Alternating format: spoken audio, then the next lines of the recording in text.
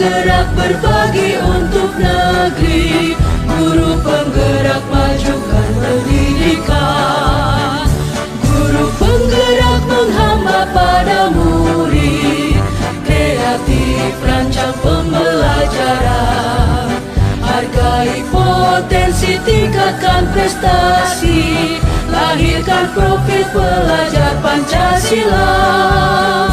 Belajar, bergerak, berbagi untuk negeri, kita menjalin kolaborasi.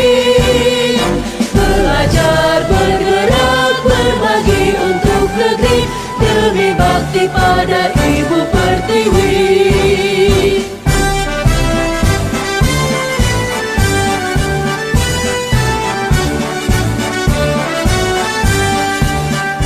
Bulatkan tekad, kuatkan hati, negeri ini memanggilmu kawan.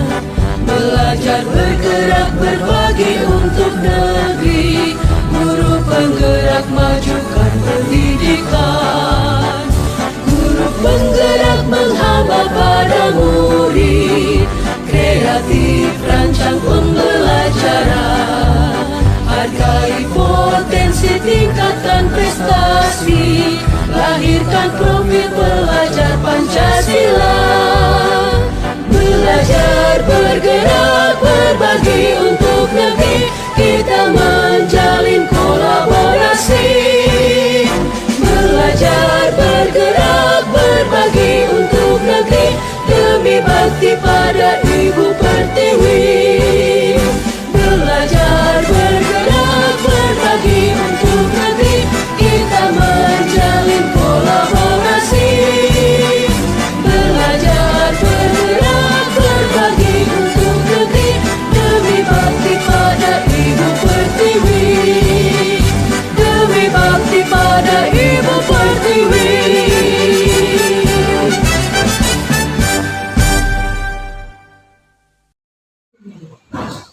Assalamualaikum warahmatullahi wabarakatuh. Pada hari ini saya selaku Dirjen Angkatan 11 Kabupaten Sumeneb akan melakukan pengilumasan modul 1.4, yaitu pembinaan materinya yaitu adalah budaya positif. Next. Budaya positif ini memang harus diaktifkan di sekolah-sekolah baik maupun dari TK, SD, SMP maupun SMA. Apa ya itu disiplin positif? Itu sudah ada disiplin positif, maknanya yaitu adalah tentang tata tertib atau keteraturan yang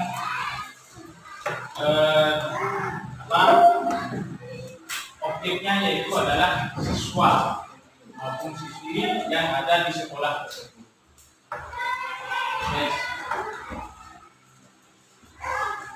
Nah, yang pertama adalah seorang siswa maupun siswi itu ketika melakukan suatu hal pasti ada motivasinya, mesti ada yang melatar belakangi kenapa siswa itu berbuat yang demikian. Nah, di sini menurut Dian Gosen dalam bukunya Restructuring School Discipline menyatakan ada 3 motivasi perilaku manusia. Yang pertama adalah untuk menghindari ketidaknyamanan atau hukuman. Jadi anak itu melakukan sebuah hal, misalkan ketika ada PR, anak itu melakukan atau mengerjakan PR, motivasinya yang pertama mesti karena takut dihukum. Nah, yang kedua, ingin mendapatkan imbalan atau penghargaan dari orang lain. Nah, di sini sudah jelas juga ketika anak mengerjakan PR ataupun soal, ada latihan soal misalkan di kelas, motivasi siswa itu pasti yang kedua mendapatkan imbalan. Terkadang kita itu memberikan imbalan atau pujian terhadap siswa, baik berupa bintang, baik berupa materi maupun pujian ketika anak melakukan sebuah pekerjaan atau PR. Yang ketiga, untuk menjadi orang yang mereka inginkan dan menghargai diri sendiri dengan nilai-nilai yang mereka percayai. Nah, menurut saya yang dua ini, antara yang satu dengan yang dua itu tidak efektif dilakukan ketika kita ada siswa yang melakukan hal, kita memberikan hukuman ataupun memberikan pujian atau imbalan. Kenapa? Karena mereka juga akan termotivasi untuk lain kali ke depannya pasti akan mereka menginginkan hadiah dari gurunya. Jika tidak ada hadiah, maka mereka tidak akan mengerjakan tersebut. Nah, ini yang dikhawatirkan oleh kita sebenarnya sebagai seorang pendidik. Mestinya seorang siswa atau anak didik itu mengerjakan segala sesuatu itu berangkat dari dirinya sendiri. Yang dimaksud tersebut yaitu adalah unsur intrinsik. Kalau yang dua ini artinya adalah unsur ekstrinsik. Artinya kenapa? Mesti kalau tidak ingin dihukum, mesti ingin mendapatkan pujian atau imbalan. Nah, ini yang tidak efektif. Nah, tapi kadang kita melakukan dari kita melakukan hukuman terhadap anak, baik merupakan hukuman fisik ataupun berkata yang tidak baik. Jadi itu sebenarnya akan berdampak pada kejiwaannya, psikisnya, dan hal itu sekarang dilarang oleh negara. Next. Nah, seorang anak ketika melakukan suatu hal bisa tujuh. Ini pasti itu ada 5 kebutuhan dasar. Yang pertama adalah kebutuhan bertahan hidup. Yang pertama itu adalah kebutuhan bertahan hidup. Misalkan di sekolah terjadi anak merampas makanan milik orang lain atau milik siswa lain, itu namanya keinginan kebutuhan dasar bertahan hidup. Next. Yang kedua, kasih sayang atau rasa diterima. Terkadang anak didik kita itu melakukan hal ingin diterima di komunitasnya atau di kelasnya. Kenapa? Karena mereka juga ingin kasih sayang dari seorang guru. Yang ketiga yaitu penguasaan. Untuk sebuah geng-gengan atau berkelompok-kelompok dengan memalak kelompok lain atau menindas teman sekolahnya atau teman kelasnya. Yang ketiga adalah kebebasan. Terkadang seorang anak itu ingin merasa bebas. Kenapa? Karena wajarlah seorang manusia itu pasti ingin bebas. Dan tetapi kebebasan seorang manusia akan dibatasi oleh kebebasan orang lain. Yang kelima yaitu adalah kesenangan. Nah, ini sudah banyak yang terjadi di sekolah kita. Seorang anak terkadang itu ingin hanya melakukan kesenangannya dengan tidak melakukan PR atau mengerjakan tugas yang diberikan oleh seorang guru. Next.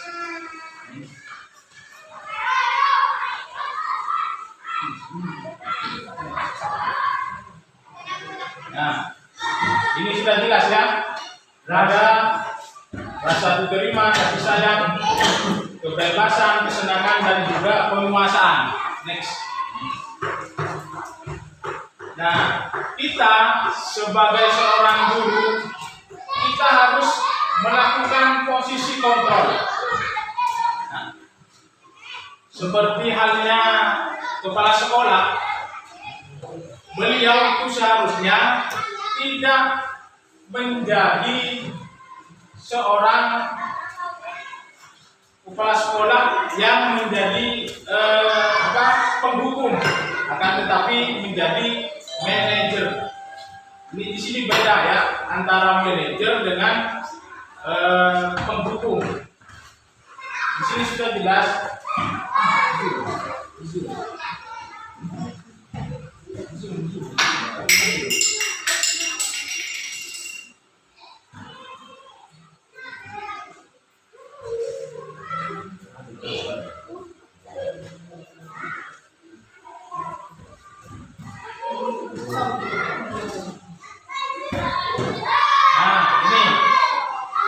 Sini ada perilaku kontrol negatif.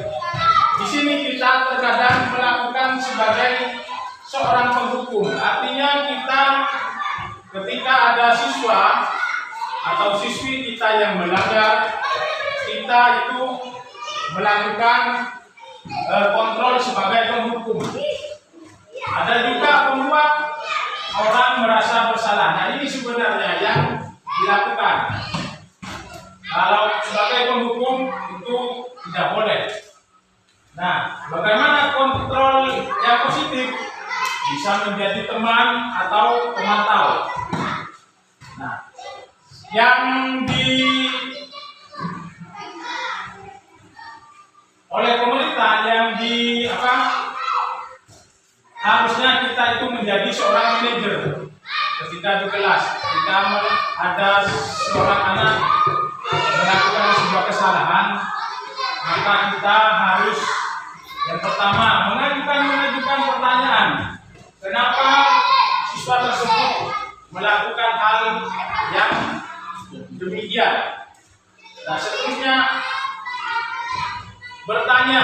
menanyakan kepada anak apa yang kita yakini, atau biasanya di kelas itu sudah ada yang namanya keyakinan kelas.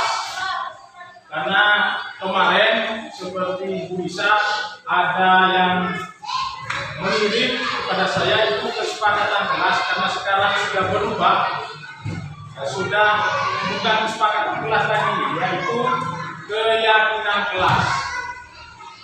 Kenapa? Karena flashback yang tadi itu kalau kesepakatan kelas artinya masih ada unsur dari luar, artinya unsur ekstrinsik, bukan keyakinan dari dalam dirinya sendiri. Artinya siswa itu dimotivasi supaya yakin bahwa apa yang dilakukan, apa yang menjadi tindakannya itu sesuai dengan keyakinan yang ada di kelas atau yang ada di sekolah. Next.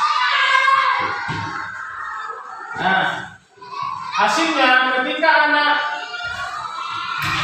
kita sebagai seorang penghukum, maka anak dikhawatirkan akan memberontak, akan menjadi pendendam dan menyalahkan orang lain. Akan tetapi kalau yang selanjutnya pasti diberikan ketika mengharapkan imbalan, pasti ketergantungan, akan mengharapkan imbalan terus. Ketika tidak mendapatkan imbalan atau pujian, maka dia atau mereka tidak melakukan hal positif.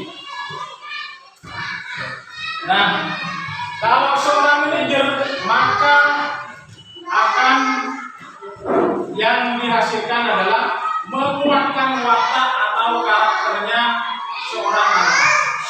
Karena kita sebagai seorang guru itu tugas kita adalah menuntun atau mendampingi anak untuk menguatkan watak atau karakternya sesuai dengan kodrat zaman dan kodrat alam atau bawaan dari dirinya sendiri. Nah, next.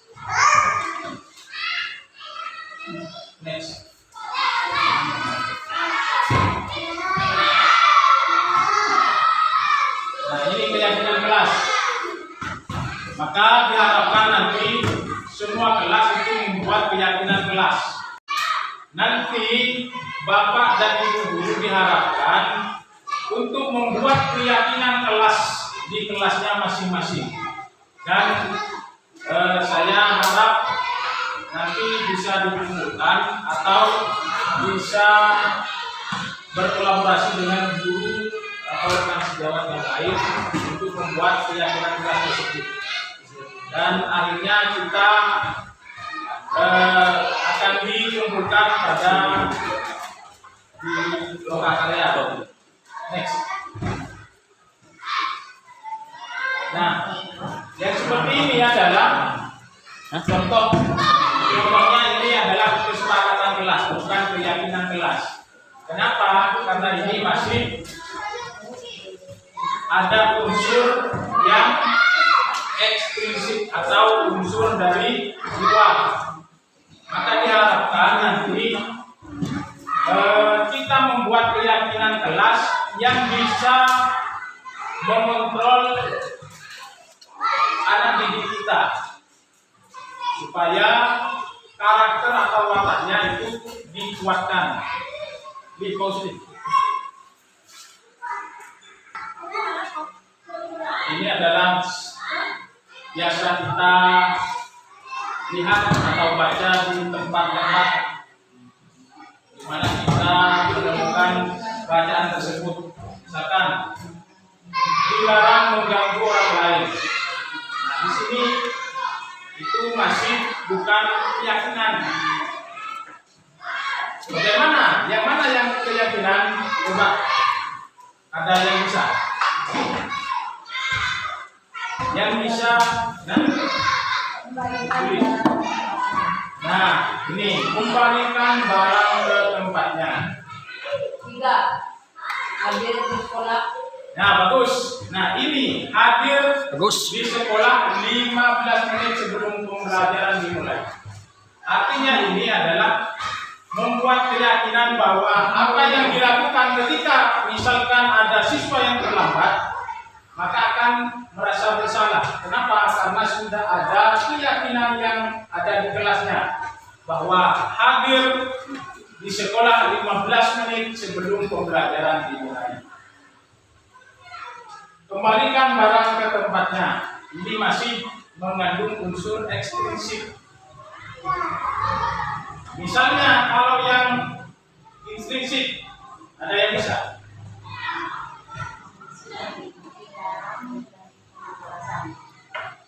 Ini yang dua ini masih mengandung unsur ekstrinsik.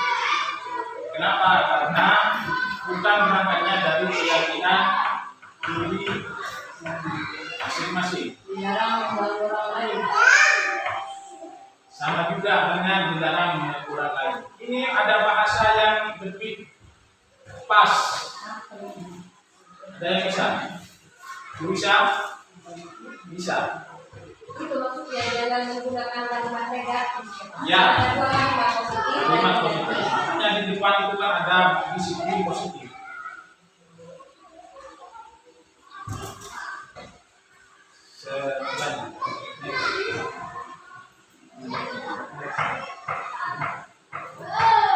Nah, kadang kita melihat ini dilarang merokok. Kalimat positifnya bagaimana? Ada yang bisa?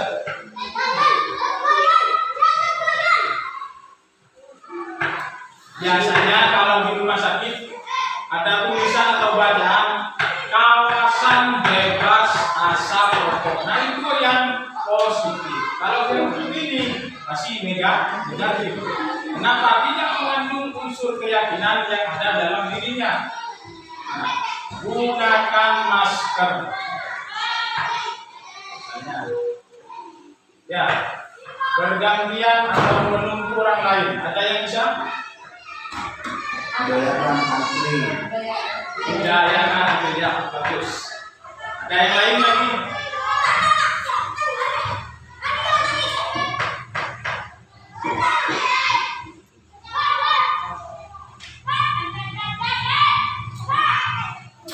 Masih ya?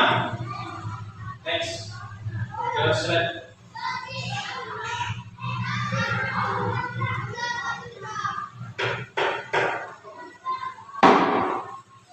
Nah, ini.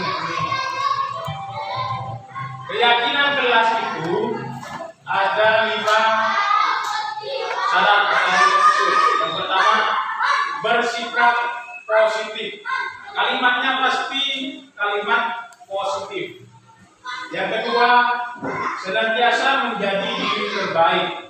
Yang ketiga, percaya dan menghormati orang lain serta barang miliknya. Yang keempat, berkomitmen setiap ada tugas. Yang kelima yaitu senantiasa membantu. Nah, ini adalah contoh keyakinan kelas. Nanti Bapak dan Ibu guru diharapkan bisa membuat kalimat keyakinan kelas di kelasnya masing-masing. Next.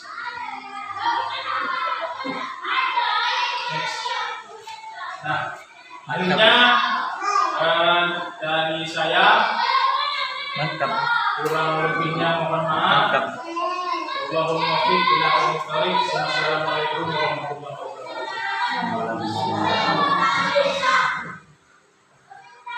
Please. Bagian atau kayak gitu? Kalau remote kan? Oh, gitu. Nah, seperti ini. Seperti yang saya sudah paparkan, ini akan membuat anak itu ketagihan. Dan ini tidak efektif. Kenapa? Ketika anak melakukan tugas dikarenakan menginginkan pujian atau menginginkan bintang, maka ketika tidak diberi bintang atau diberi penghargaan, maka anak tidak akan mengerjakan tugasnya. Saya yakin seperti itu. Ataupun sebaliknya, ketika anak tidak diberikan tindakan hukuman, maka anak yang jelas tidak akan mengerjakan. Dan tetapi itu berbanding terbalik ketika anak melakukan sebuah tugas dengan keyakinan yang ada dalam dirinya masing-masing, karena ingin dirinya terbaik, ingin mendapatkan ilmu, hanya ingin belajar dan semacamnya, bukan hanya karena imbalan atau hukuman. Itu yang lebih tepat. Itu. Nah, ini sudah dijelaskan oleh instruktur kemarin. Memang hal itu, misalkan terkadang kita memberikan kepada anak bisa menyebutkan Pancasila, diberikan permen atau materi, misalkan berupa uang 1.000. Ketika anak tidak melakukan tidak diberikan reward atau hadiah, maka anak akan diam saja. Kita tugasnya bagaimana anak itu bisa melakukan sebuah hal tanpa ada dorongan dari orang lain yang muncul dalam dirinya sendiri. Itulah yang akan dibawa nanti sampai mereka lanjut usia atau dibawa pada dunia kerja. Pastinya seorang anak itu pasti akan disiplin kalau sudah timbul dalam keyakinan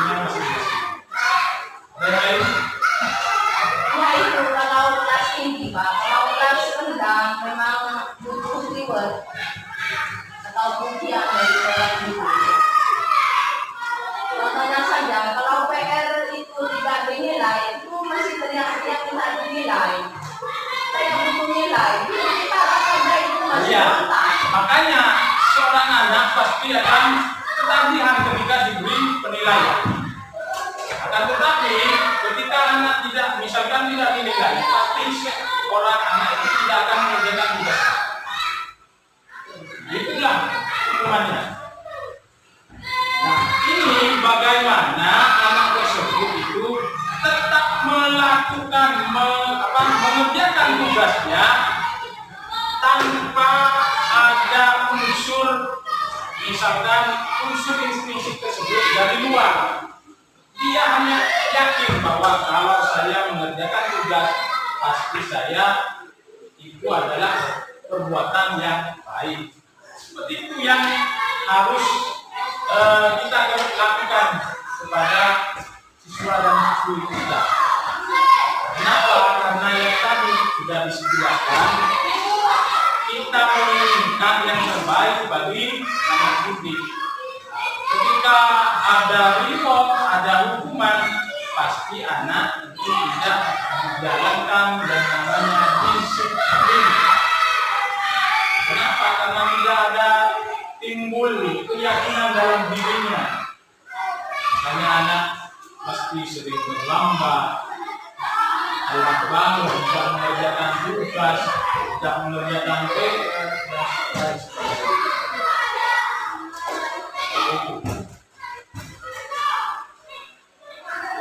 Ada yang lain? Sudah? Habis? Nama Pak jadi penilaian 13 ini kan bebas. Tidak lagi dipakai lagi nanti terkait Tidak efektif, Pak. Yang sudah pilih tidak efektif. tidak dipakai gunakan menggunakan keyakinan dulu. Keyakinan, makanya kita ya membuat keyakinan kelas. Ketika anak misalkan melanggar, misalkan datang terlambat, apa yang ada? Sama yang tadi,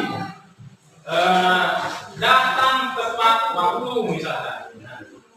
Ketika ada anak yang terlambat, kita tanyakan berapa lambat, terus apa yang dia yakini, apakah sesuai dengan keyakinan kita atau belum atau tidak.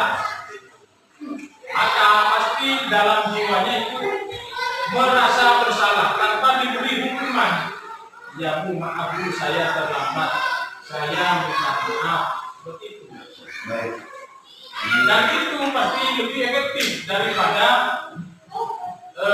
pemberi hukuman, diberi hukuman, misalkan keliling lapangan, berlari, jongkok, atau yang lainnya, misalkan yang bersifat kekerasan fisik.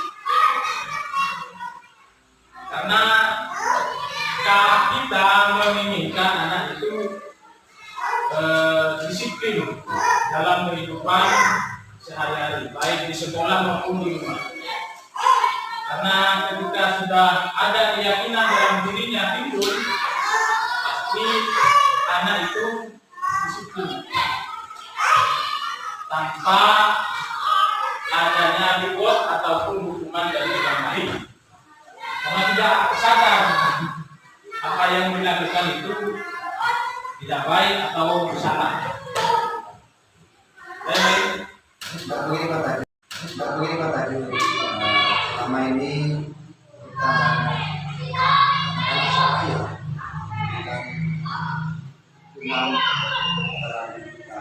Contoh tadi saya memberikan tugas kepada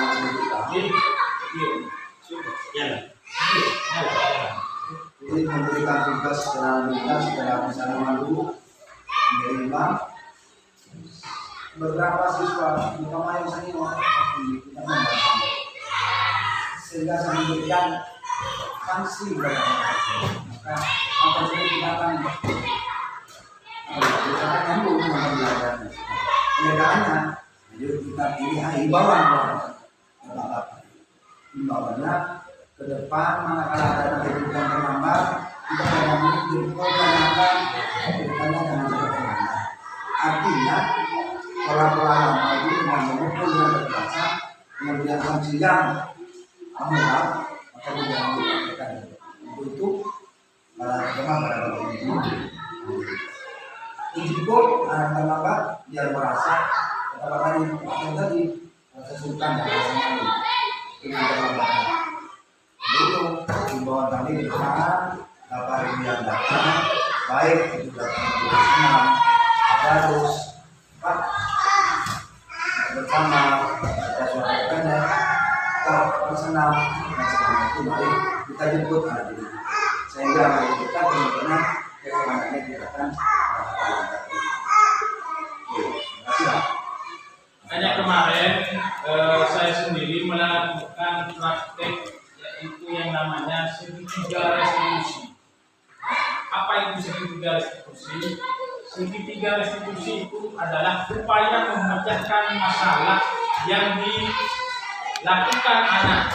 Misalkan saya kemarin mengambil dua permasalahan, yaitu permasalahan karena anak jadi terlambat, yaitu diperankan oleh Abdi. Yang kedua, di kelas ada seorang anak merobek bukunya karena tidak diberi pinjaman buku, karena ingin melihat bukunya untuk mencatat materi. Saya sendiri melakukan praktek segitiga restitusi itu. Yang pertama itu adalah ada yang namanya validasi.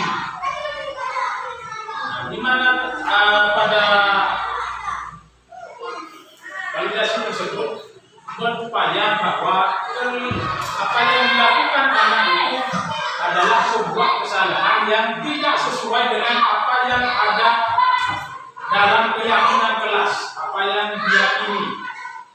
Maka ditanyakanlah keyakinan kelasnya apakah sudah sesuai dengan tindakannya atau yang dilakukan anak tersebut. Kemudian yang terakhir itu menghadirkan solusi bagaimana anak ketika melakukan kesalahan, apa yang harus diperbuat anak untuk memperbaiki kesalahannya, yaitu dengan cara misalkan dengan meminta maaf baik kepada temannya atau kepada guru atau kepada yang lain. Itu yang dimaksud dengan segitiga restitusi. Hal itu sekarang yang digalakkan oleh pemerintah untuk para guru ketika melakukan tindakan ada anak yang tidak melakukan tindakan yang tidak sesuai dengan keyakinan kelas. Mungkin ada yang lain? Sudah? Kalau misalkan tidak ada, saya akhiri sharing tentang budaya positif pada hari ini. Semoga ilmu yang kita dapatkan bermanfaat bagi semua. Kurang lebihnya mohon maaf. Wassalamualaikum warahmatullahi wabarakatuh.